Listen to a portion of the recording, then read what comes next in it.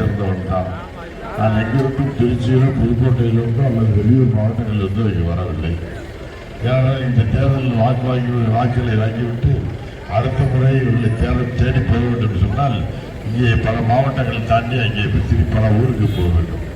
இப்படிப்பட்ட கையிலே வெண்ணெயை வைத்து நெய் கலைந்த கதையாக இங்கேயே ஒரு வேட்பாளர் இருக்கின்ற பொழுது எங்கிருந்து இறக்குமதி செய்யப்பட்ட வேட்பாளர் எங்கிருந்தோ இங்கே உங்களுக்கு என்ன செய்ய போகிறார்? இந்த தொகுதிக்கு முன்னால் அறிமுகம் இருக்கிறதா? இந்த தொகுதியில் ஏதாவது களப்பணி ஆற்றியிருப்பாரா? இந்த தொகுதி மக்களுடைய பிரச்சனைகள் என்னவென்று தெரியுமா? இந்த தொகுதியுடைய பிரச்சனை என்னவென்று தெரியுமா?